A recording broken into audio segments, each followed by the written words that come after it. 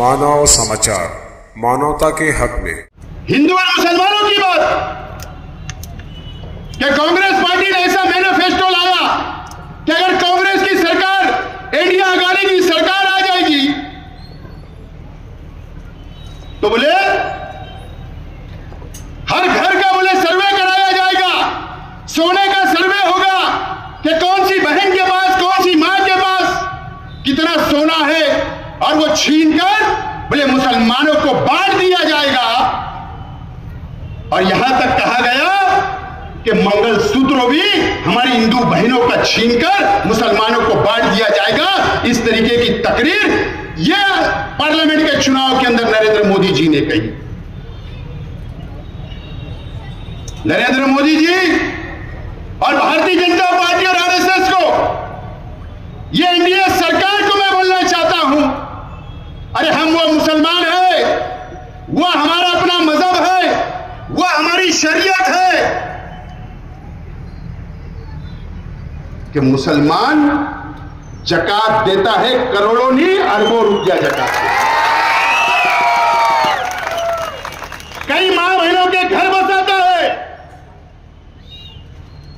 कहीं के गले के अंदर मंगलसूत्र सजाता है। हम तो देने वाली कौम है, लेने वाली कौम नहीं है। तुमने ही कहा था कि मैं झोला लेकर आया हूं, तुम मांगने वाले हैं और हम देने वाले हैं। आपने अपनी पत्नी को तो नहीं संभाला, एक मंगलसूत्र नहीं संभाला, तुम क्या बात करोगे कि मुसलमान को क्या मंगलसूत्र की जरूरत है? यह राजकारण इस देश के अंदर चल रहा है और हम आज भी बेजार नहीं है। आज भी हम बेजार नहीं है कि ये इलेक्शन क्या है। इस मुल्क के अंदर इस तरीके का इलेक्शन, इस तरीके का प्रचार चल रहा है। बहुत सोच समझ के फैसला करना है। अगर हमसे जरा सी भी गलती हो गई तो याद रखना, संविधान जब खत्म हो जाएगा तो हो सकता है कि यह भाजपा या आरएसएस हमारा वोट का अधिकार छीन ले। आप ऐसा समझ के जाइए पोलिंग बूथ के ऊपर कि हमारी यह आखिरी वोट है और आखिरी वोट इतनी ताकत से हम डालेंगे इस देश के अंदर कि नरेंद्र मोदी जी आप 4 तारीख के बाद वजीर आजम नहीं रहेंगे और झोला लेकर आप फिर वो गुफा के अंदर, जहां आपने केदारनाथ जाने का बोला था, आपको 5 जून को केदारनाथ जाना पड़ेगा। दूसरी वीडियो लगा।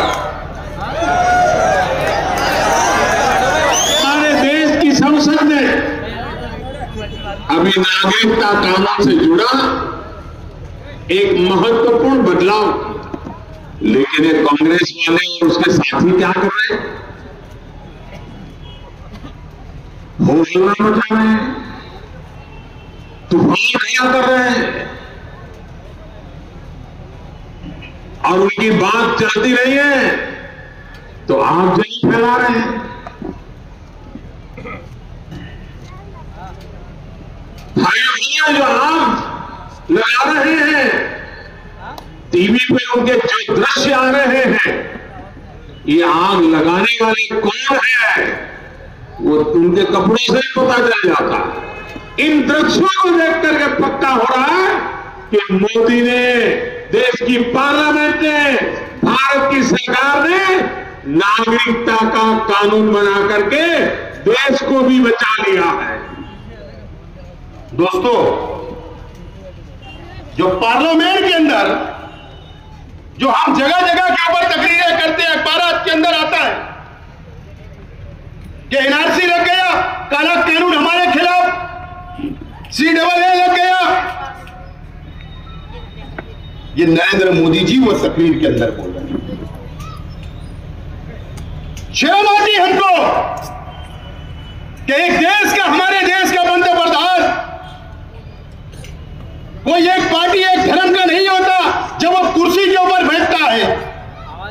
लेकिन जब एनआरसी का कानून लगा, CAA का कानून लगा, तो हिंदू, मुस्लिम, सिख, ईसाई और दलित भाई सब रास्ते के ऊपर जुलूस निकाले, एहतजाज किया। तो वो कह रहे हैं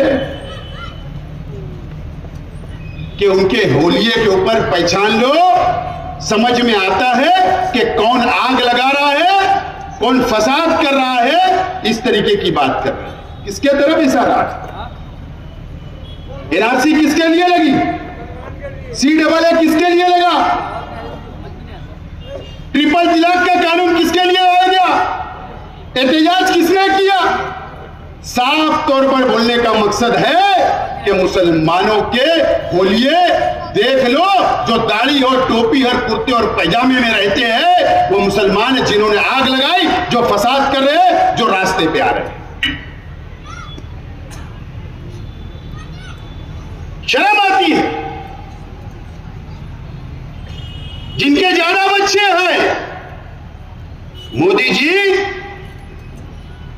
आपका तो एक भी नहीं है। आपने एक औरत नहीं संभाल पाई, तो आपको बच्चों से कभी प्यार हो ही नहीं सकता, क्योंकि आपने बच्चे ही पैदा नहीं। तो ये इलेक्शन चल रहा है इस मुल्क के अंदर, इस तरीके का इलेक्शन चल रहा है।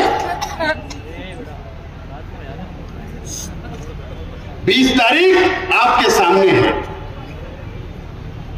मैं आपसे अपील नहीं करूंगा, ये देख लो, अगर आप इनकी तकरीर को पसंद करते हैं तो वोट देने मत जाओ, और अगर ये तकरीर आप नहीं पसंद करते हैं तो वोट देने आपकी जिम्मेदारी है।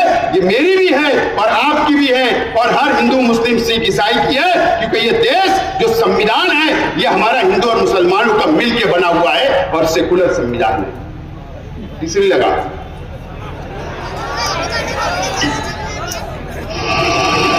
उद्धव ठाकरेंच्या शिवसेनेला मतदान करा।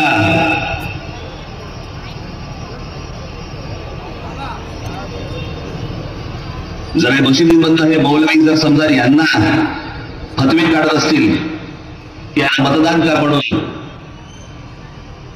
मला जागात ठाकरे तुम्हाला आज फतवा काढतो, माझ्या तमाम हिंदू बांधवांनो, भगिनींनो आणि मातांनो,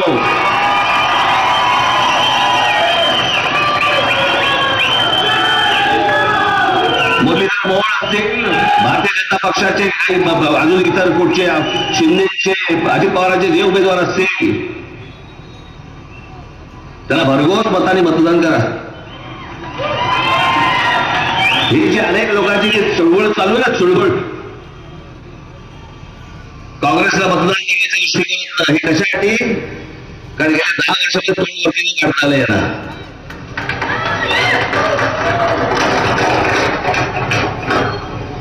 तुम्हाला मी एक गोष्ट सांगतो,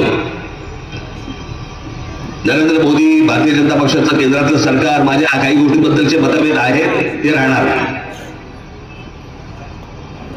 पण ज्या काही चांगल्या गोष्टी आहेत त्याचं अभिनंदन देखील करणार। जे अनेक चांगले मुसलमान आहेत, जे आपापल्या कष्टाने कामं करतायत, नोकऱ्या करतायत, व्यवसाय करतायत, त्यांचा विषय येत नाही, पण काही जे वाह्यात आहेत, ज्याला इथे सगळा धुमाकूळ झाला, धार्मिक धुमाकूळ, ज्याला गेल्या 10 वर्षामध्ये डोकं वरती करता आलंय, ते या सगळ्या काँग्रेसच्या माध्यमातून डोकं वर काढण्याचा प्रयत्न करतायत आणि म्हणून हे सगळे फतवे निघतायत। उद्या जर परत यांच्या हातामध्ये जर काही गोष्टी गेल्या चुकून, उद्या रस्त्यावरती फिरणं परत हे कठीण करून ठेवतील। मला अजूनही आठवतं 80-90चा सगळा काळ, काय काय चालू होता, सुरू होते बड़ी ये राज ठाकरे, ये 4 दिन पहले पूना के अंदर भारतीय जनता पार्टी के उम्मीदवार के लिए वोट मांगने के लिए जलसा हुआ था। कई लोगों को मराठी समझी होगी, कई लोगों को मराठी नहीं समझी।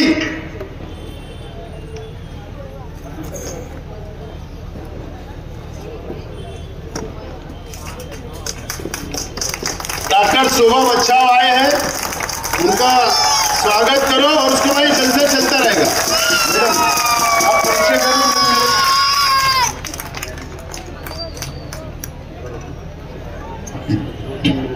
सन्माननीय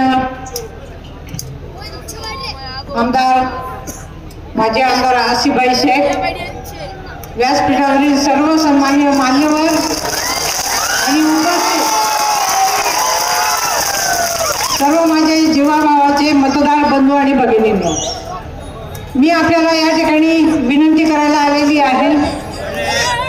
20 तारखेला धुळे लोकसभा मतदारसंघाच्या निवडणुकीचं मतदान आहे।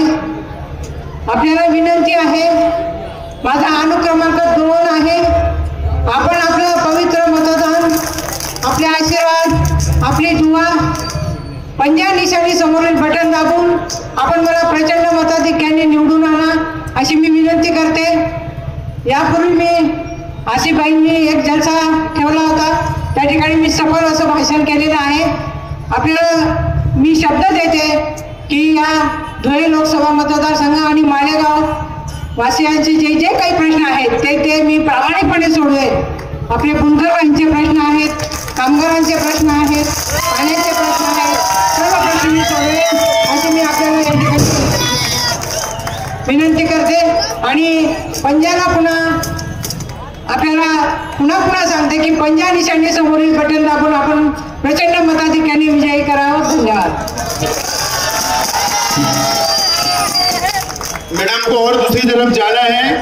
20 तारीख को बरोज पीर सोमवार सुबह 6 बजे उठकर कांग्रेस के निशान पंजे पर 2 नंबर बटन शोभा चाई बच्चाओ, ये हमारे कांग्रेस के उम्मीदवार हैं। हम सबको मिलकर लाखों की तादाद में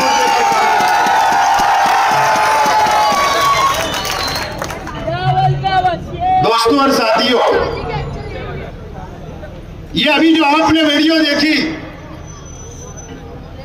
आपको कई लोगों को मराठी समझा और कई लोगों को मराठी नहीं समझी।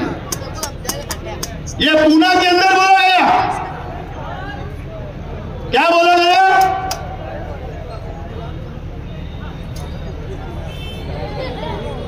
कि ये पार्लियामेंट के इलेक्शन के अंदर कांग्रेस पार्टी को जिताने के लिए, राष्ट्रवादी कांग्रेस पार्टी को जिताने के लिए और शिवसेना उद्धव ठाकरे साहब की शिवसेना को जिताने के लिए बोले इस देश के, इस महाराष्ट्र के मस्जिदों से फतवे निकल रहे हैं, मौलवी और मुल्ला फतवे दे रहे हैं कि वोट कांग्रेस और शिवसेना और राष्ट्रवादी को देना। इस तरीके की तकरीर राज ठाकरे साहब को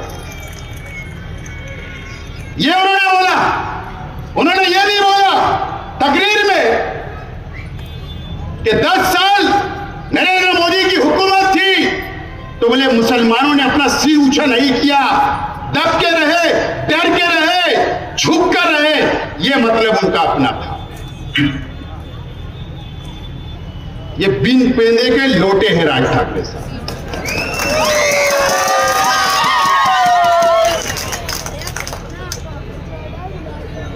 पिछले इलेक्शन के अंदर ये नरेंद्र मोदी को गालियां दे रहे थे और ये बोल रहे थे कि महाराष्ट्र के अंदर नरेंद्र मोदी, अमित शाह को मैं कदम रखने नहीं दूंगा, और आज उनके तलवे चाटने का काम कर।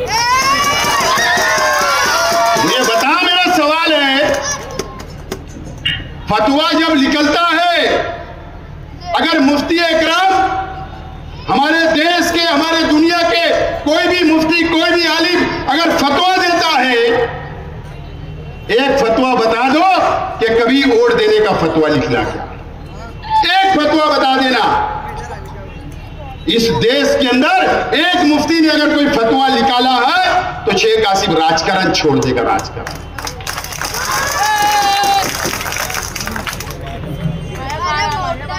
मुझे बताओ, क्या हमारे मुफ्ती, इस मुल्क के मुफ्ती, उलमा, ये कैंडिडेट कौन मुसलमान थी क्या? शोभा बच्चाओ, उनका धर्म हिंदू है, मराठा है। महाराष्ट्र के अंदर 48 सीटें 48 लोग हिंदू हैं। एक मुफ्ती का फतवा हिंदू भाई के वोट देने के लिए क्यों निकलेगा? लेकिन हमारे मसाजिद को बदनाम करना, हमारे उलमाओं को बदनाम करना, हमारे मुसलमानों को बदनाम करना और हमारे नाम पर सियासी दुकान चमकाना और वोट मांगना हमारे हिंदू भाइयों से आज अल्लाह का करम है कि हिंदू भाई भी समझदार हो गया। अब इनके छचन में आने वाला नहीं है। मैं सलाम करता हूं किसान भाइयों को, मैं सलाम करता हूं हिंदू भाइयों को कि जो लहर चली इस महाराष्ट्र के अंदर, इनकी जमीन खिसक चुकी है। ये राजकारण चल रहा है, इस तरीके की वोट इस मुल्क के अंदर और इस महाराष्ट्र के अंदर मांगी जा रही है। दोस्तों, ये मैं आज आपको बताने के लिए इसके लिए लाया हूं। चौथी,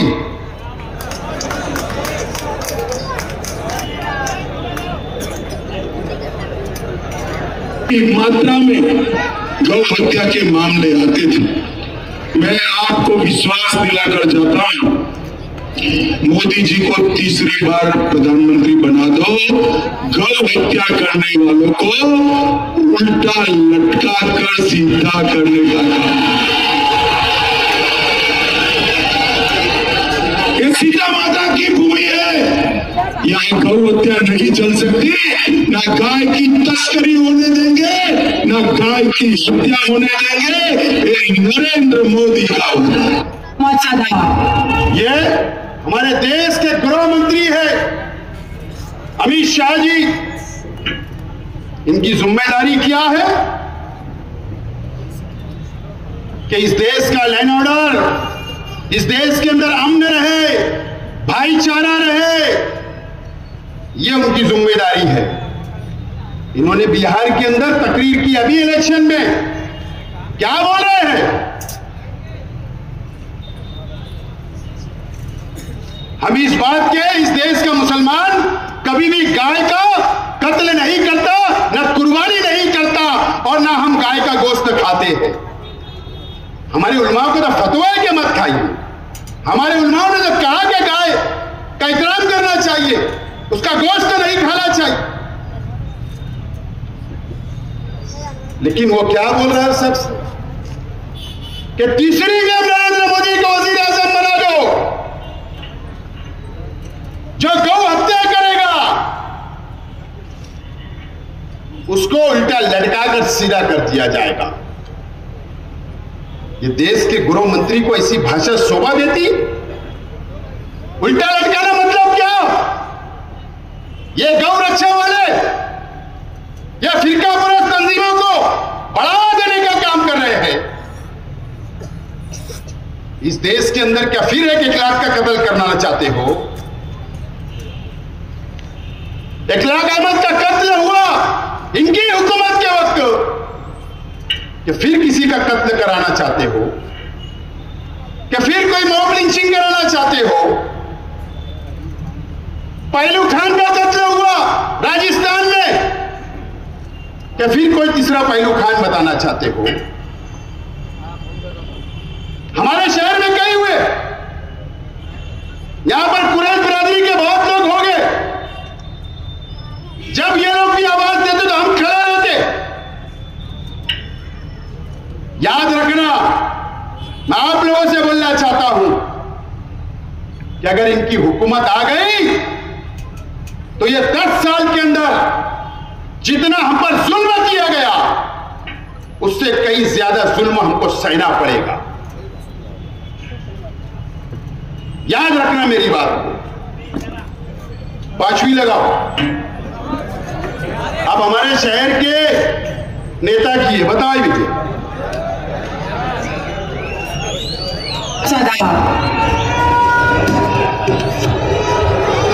बोला छत्रपति शिवाजी महाराज की।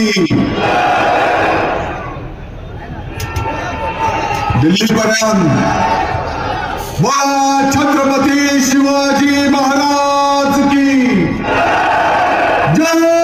शिवाजी, भारत माता की।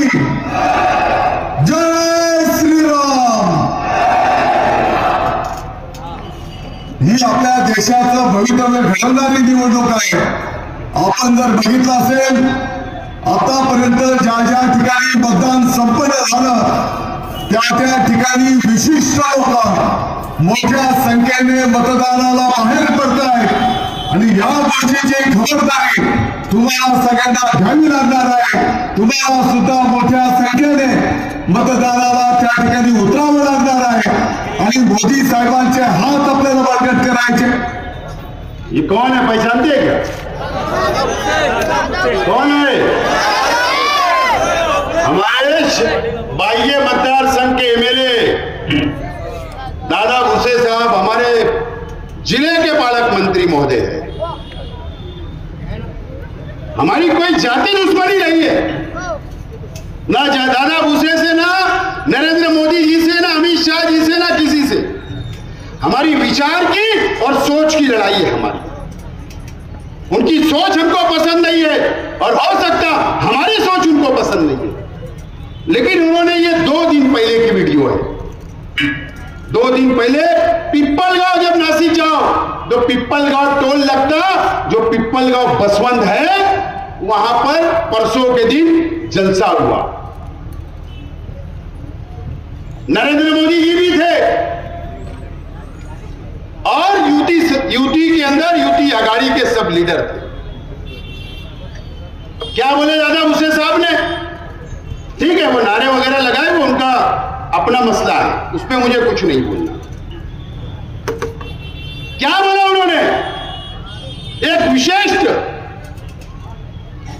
यानी एक समाज ठहराविक मतदान के लिए यानी वोट के लिए लाखों की संख्या के अंदर बोले बाहर निकल रहे वोट देने के लिए, और उन्होंने ये अपील की हिंदू भाइयों से, हिंदू मुस्लिम करके, कि आप भी लाखों की संख्या के अंदर वोट देने निकले.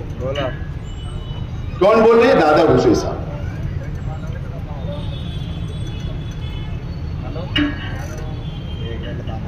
दादा भूसे साहब, आपका चेहरा अब ये शहर में देख चुका है.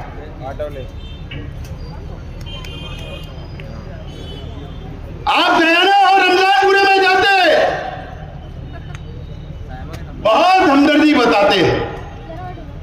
आप मालदे में जाते तो बहुत हमदर्दी बताते हैं. और हमारे शहर का तो निराला सब हिसाब किताब है.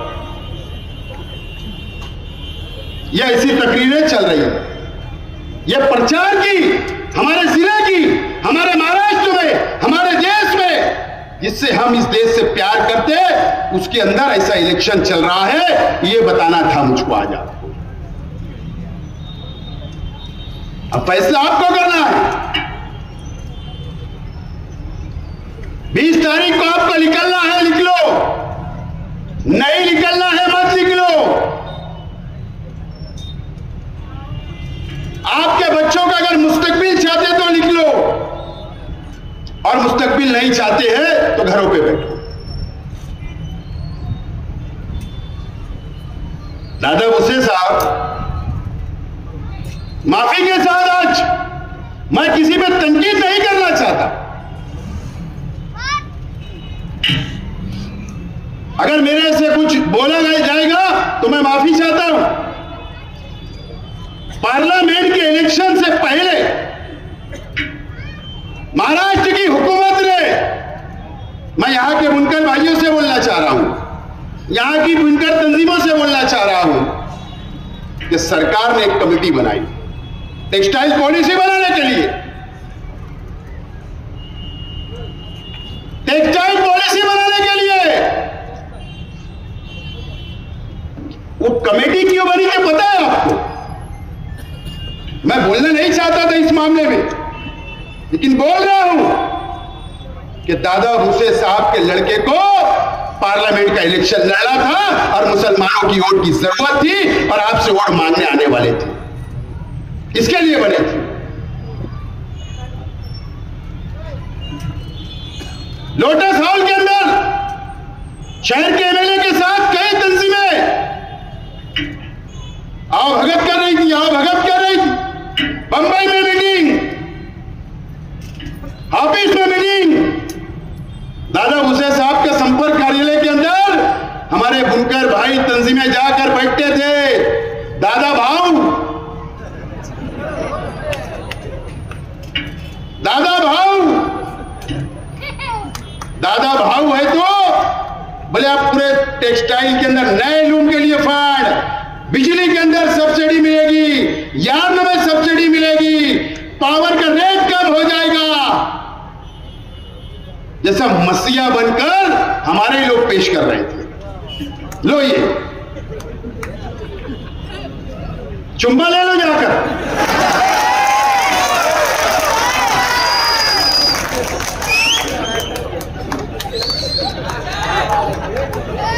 बुनकर भाइयों से मैं बोलना चाहता हूं, मैं पहले माफी मांग ले रहा भैया,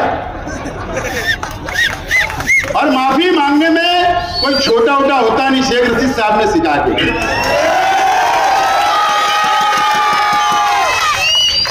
मुझे बताओ, मेरा सवाल है, अमरीश भाई पटेल ने इलेक्शन लड़ा, पहला जर्नल हुआ, गिरे अमरीश भाई पटेल, हुआ ना वोट का डिवाइडेशन, हुआ या नहीं?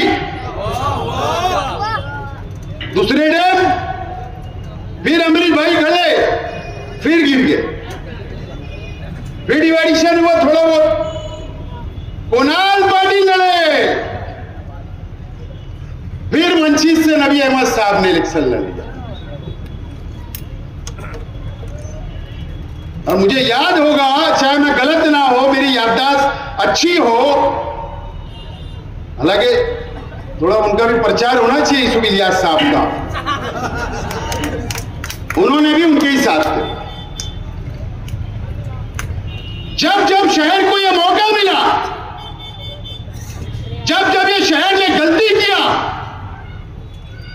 सरकार किसी और की बनती और चुनकर किसी को और को देते।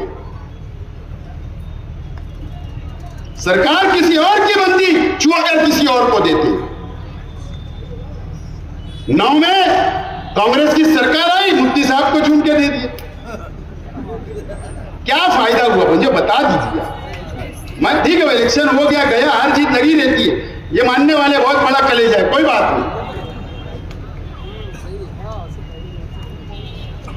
14 में मैं आया तो बहुत कोशिश किया, बहुत लड़ा, लेकिन बदकिस्मती थी कि सरकार हमारी नहीं थी। 19 में मैं लड़ा, फिर मुफ्ती साहब को दे दिए, कांग्रेस की सरकार है। ये शहर का टेक्सटाइल, ये शहर का पावर लूम, तुम जिसके भरोसे में चाहते हो कि ये टेक्सटाइल आगे बढ़े, सहूलत मिले, तो अगर गलत फैसले लेते रहोगे तो कभी फायदा नहीं होगा।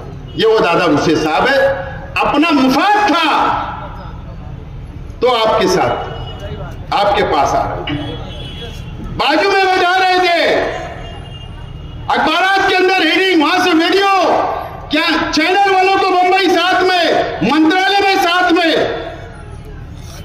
गाड़ी से उतर रहे तो फोटो वीडियो, होटल में खा रहे तो वीडियो, अजीब काम। ये मुफाद था। अब बताओ उनका चेहरा बेनकाब हुआ कि नहीं? विशेष समाज मतलब क्या? इन्हें मुसलमान बाहर निकल रहा, बोले ऑटो के लिए, तुम भी लिख लो। ये जुमला ये शहर के लिए, हिंदू मुस्लिम एकता के लिए घातक जुमला है, और एक पालक मंत्री को इस तरीके का जुमला का इस्तेमाल नहीं करना चाहिए था। जिम्मेदार व्यक्ति, ये इलेक्शन चल रहा है इस देश का, इस महाराष्ट्र का और ये शहर का, ये इलेक्शन चल रहा है। मैंने पूरी 5 वीडियो के अंदर आपको दूध का दूध और पानी का पानी करके बता दिया।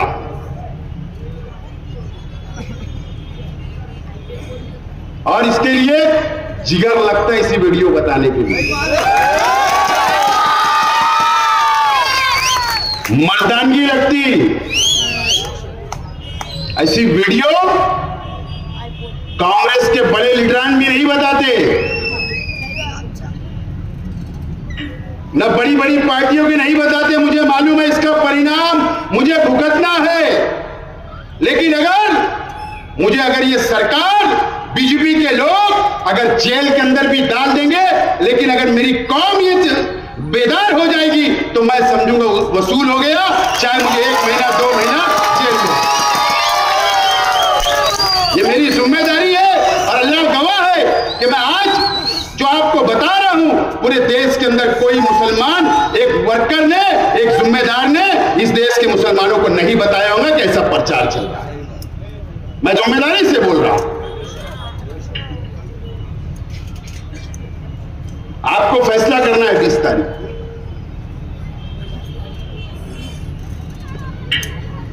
शहर के एमएलए साहब का मैं बहुत एहतराम करता हूं। 2 दिन पहले जलसा हुआ,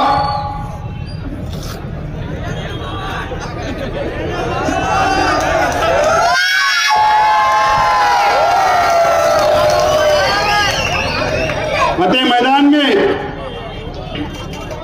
मलारिया पे कीड़ा फतेह कर लेंगे फतेह मैदान से। मुझे लगा कि फतेह मैदान के अंदर ऐसी तोप धड़केगी कि बीजेपी चारों खाने चीत हो जाएगी। जब मैंने उनकी तकरीर सुना, पहले तो मेरा उनसे सवाल है, अब क्या सोच रहे थे? 3 तारीख तक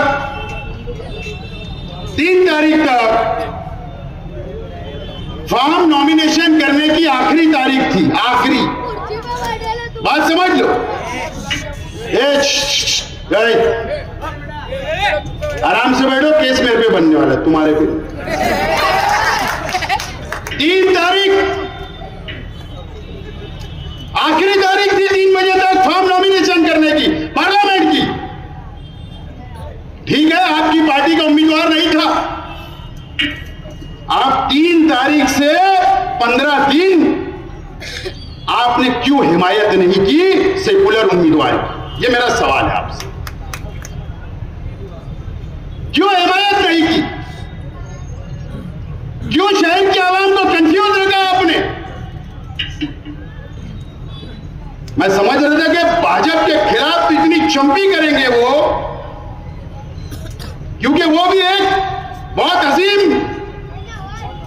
दारुल उलूम देवबंद के रुकन है। वहां पर भी बजट होता है, वहां पर भी पॉलिसी बनती है, वहां भी मुस्तकबिल का मुसलमानों का सोचा जाता है। और दिल्ली से करीब है, देश के हमारे बड़े बड़े उलमा उस बोर्ड के अंदर है। मुझे लगा कि मुफ्ती साहब तो बीजेपी की धज्जियां उड़ा देंगे, लेकिन उनको उल्टा ही कर दिया, कांग्रेस की धज्जियां उड़ा दी।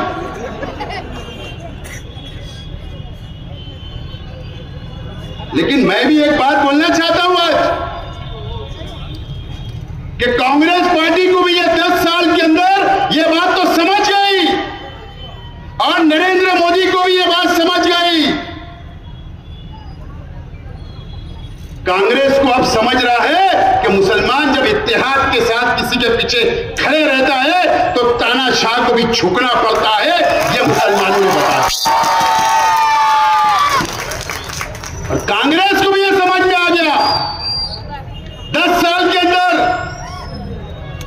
कि जितनी बेवफाई हमारे साथ की गई,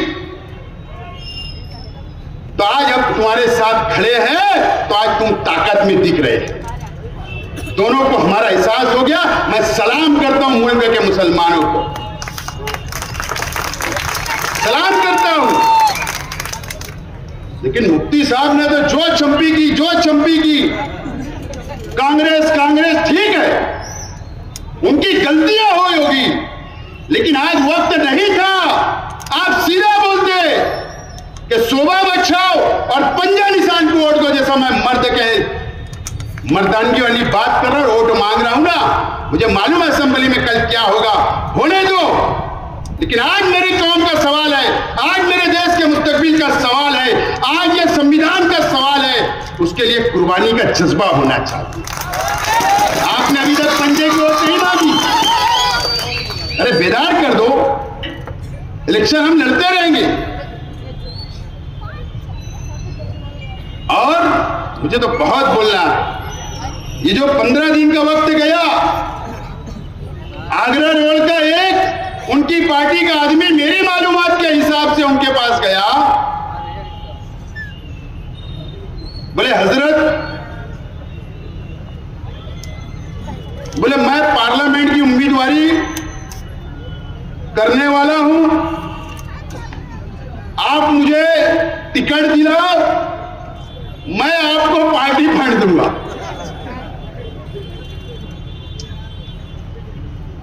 बात में 99% सच्चाई है।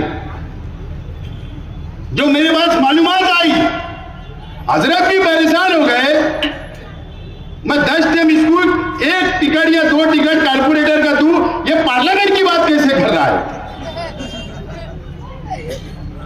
हजरत बोले ठीक है, मशवरा करेंगे, ऊपर बात करेंगे।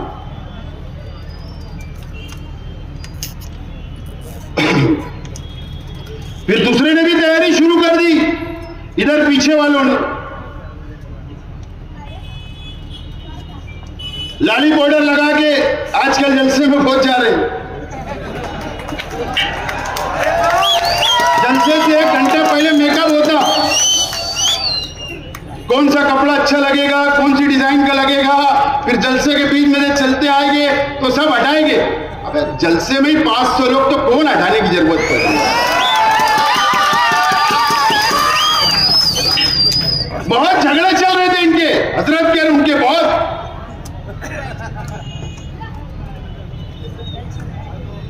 मेरी मालूमात के हिसाब से इन्होंने भी कहा कि मैं भी लड़ना चाहता पार्लियामेंट, क्योंकि मैंने ऐलान कर दिया था मैं नहीं लड़ रहा हूं। उसके बाद कई घटनाक्रम है, बोले मैं भी पार्टी फंड दूंगा आपको। हजरत भी देख रहे, इधर भी आ रहा है, इधर भी आ रहा, चलो माजरा क्या है? चले दोनों मेरे वर्कर है, मेरे बिगड़े चुन के नहीं आ सकते कारपोरेशन में, ये पार्लियामेंट की बात कैसे कर रहे और उल्टा माल भी जाने की बात कर रहे? अब मुफ्ती साहब है, उनको तो बसारत होती, उतना तो समझ गए होंगे, ये तो एक ही दुआ के एक ही सूरे के ये।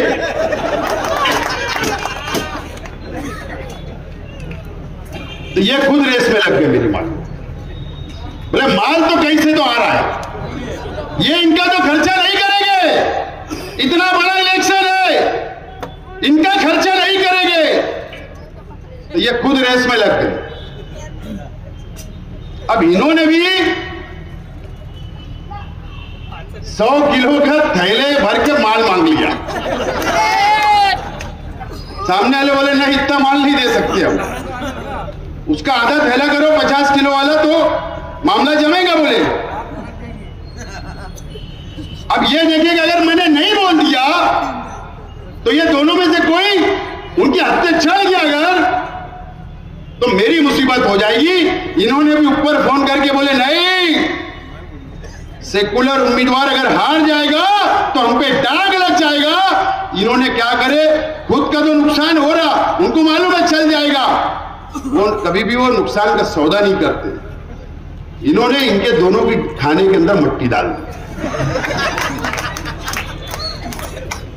उसके बाद तो वो मीटिंग में मुफ्ती साहब की धुलाई, वो तकरीरों में धुलाई, वो प्रेस में धुलाई, ये पूछो मत। असल में मसला ये है। बहरहाल मुफ्ती साहब को मुबारकबाद कि अच्छा फैसला किए, तुमने टिकट नहीं लिए, मैंने भी समझदारी से रिवर्स आया हूं, आप भी रिवर्स आए, अच्छा फैसला करें, मैं मुबारकबाद देता हूं, चाहे आपके दिल में कुछ भी हो, लेकिन मट्टी तुमने जरूर डाली। तुम भी राजकरणी हो गए मुफ्ती साहब, सियासी हो गए, तुम्हारी भी मोटी चमड़ी हो गई। ये बात तो बिल्कुल साफ हो गई, मोटी चमड़ी इनकी हो गई। कितने भी हमला करो, अबे बोलते मोरी इतनी मोटी चमड़ी हो गई या मुझे कोई असर ही नहीं होता, ऐसे ही ना मालूम। असल बात ये है, लेकिन सवाल तो ये है, सवाल तो ये है कि 15 दिन क्यों लगे, क्यों कांग्रेस के खिलाफ बोला गया, क्यों शहर की आवाम को कंफ्यूज किया गया, क्यों पंजे के ऊपर वोटनी मांगी जा रही? मांगो, 6 महीने बाद बड़ा मैदान सामने रहेगा। लड़ लेंगे। ये मुस्तकबिल का, कौम के मुस्तकबिल का है।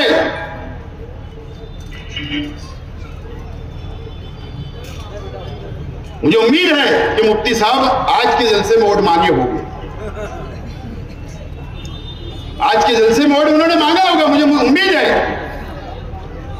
लेकिन मुफ्ती साहब और जो लोग इंडिया अलायंस में है, माफी के साथ उनसे भी बोलना चाहता हूं, भवन के बाजू वाली ऑफिस वालों का कुछ तो नजर आ रहा है, लेकिन शहर के अंदर कहीं भी स्टॉल बूथ वर्कर काम करते नजर नहीं आ रहे, सिवाय हमारी पार्टी के 50 बूथ लगे हमारे शहर में, लोगों को वोटर स्लिप आवाम को दिया जाए।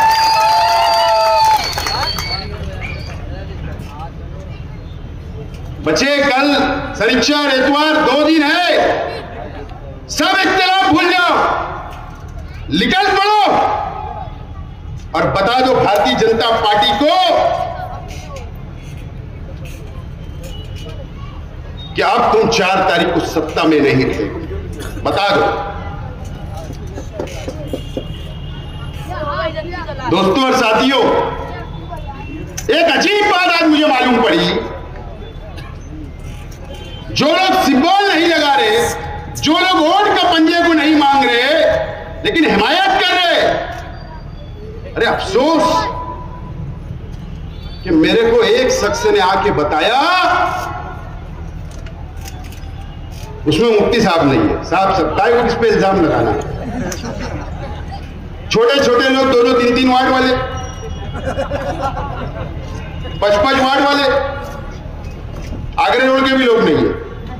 अरे ऐसे लोग आज भी भारतीय जनता पार्टी को बोल रहे हैं, आज भी। जिम्मेदार आदमी ने मुझे बताया, वो जरूर हिंदू भाई है, बीजेपी वाला है, हमारे ताल्लुकात है, राजकोट में गया था, वो वहां मिलकर बोल रहा है कि यार कैसे लोग हैं, बोले वोट परसेंटेज के लिए हमारी मीटिंग करा दो, हमारी डीलिंग करा दो, हम वोट परसेंटेज कम कर देंगे।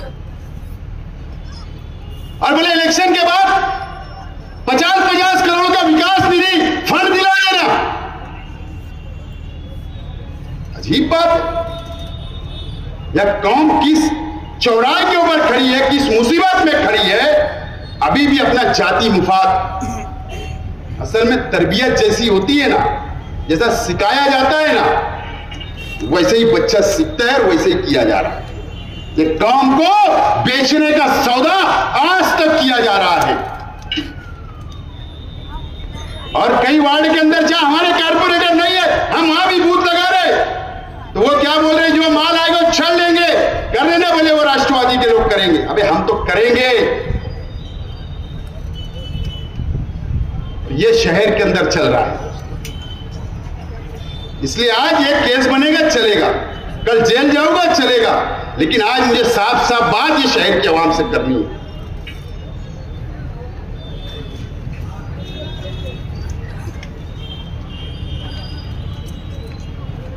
हमारे परिवार के ऊपर जातियात में बोला जा रहा है, लेकिन मुझे कई वर्करों ने बोले साहब जवाब हुआ मत दो। कैसे लोगों का जवाब देना यार हमने, कैसे लोगों ने हमसे सवाल करना। ये रहमानी मस्जिद के इमाम साहब सवाल करेंगे तो मैं जवाब भी दे दूंगा, मस्जिद में बैठ के हमारे परिवार पे इल्जाम लगाने वालों को। ऐसे लोग, उनका किरदार शहर को मालूम है, लेकिन आज वो ये मंच नहीं है मैं किस पे तनकीद करूं, बहरहाल आइंदा करूंगा। तो दोस्तों 20 तारीख को डॉक्टर शोभा बच्चन का पंजा निशान के ऊपर 2 नंबर बटन दबाकर तारीख लिख दो और घरों से निकलकर वोट दो और सामने वाले की जमानत जब्त तो कर दो।